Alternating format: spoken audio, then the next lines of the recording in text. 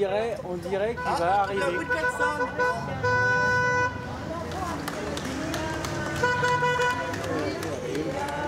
Bonjour. J'entends une épicerie, un épicier qui arrive pour nous livrer de la marchandise. La carte sonore, c'est une invitation au voyage dans un foyer de vie. Et l'idée, c'est de permettre aux habitants de cette maison, qui sont des malvoyants, non-voyants, à handicap associé, de se réapproprier leur espace de vie via le son et le toucher.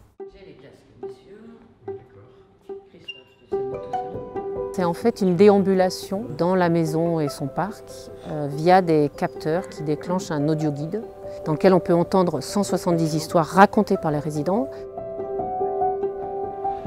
J'attends la voix de Cécilie. Ah, la cloche. Et c'est parti. Là, c'est fait des cloches. La carte sonore, c'est déjà un dispositif qui a permis aux résidents de pouvoir se représenter l'espace et pour le raconter, parce qu'ils ne peuvent pas le formuler sur des principes d'objets visuels en disant ben là il y a une cuisine, il y a une porte. Alors ce qu'ils ont raconté, c'est plutôt ce qu'ils vivaient dans ces espaces-là. J'entends l'accordéon comme ça. Ce projet, c'était vraiment pour qu'ils puissent se réapproprier cet espace avec ces histoires et que cette maison devienne leur maison. Pas souvent, Rudy, c'est vrai. Quand on se promène en audio-guide, eh ben on découvre des enregistrements, on rigole de s'entendre, d'entendre tout ce que les gens disent. C'est vrai que tu viens pas souvent ici, hein, Rudy. Quand je suis arrivé, je me suis fait une vision mentale et auditive de la maison. Mais après, d'avoir ce support, ça fait voir une autre vision des personnes qui vivent ici, puis moi-même, quoi. En gros, ça permet un meilleur repérage.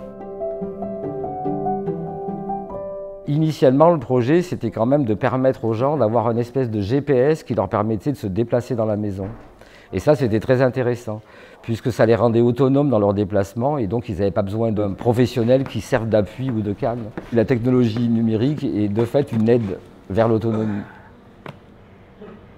La carte en relief de la Maison des Aveugles et de son parc a été réalisée grâce à la collaboration de plusieurs partenaires culturels et les résidents.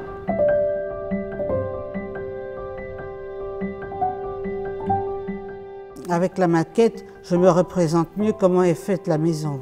Ça permet aux nouveaux arrivants de la Maison des Aveugles de pouvoir se représenter comment est la maison. La grande force de ce projet, c'est l'ouverture et l'échange. Ils ont travaillé avec des danseurs, des musiciens, des archéologues. Vraiment un panel extérieur qui vient à eux, quoi. Et sortir de ce petit monde fermé du handicap. Avec la moquette, c'était les parties privées. Tout le monde a vécu une expérience dans ces rencontres-là.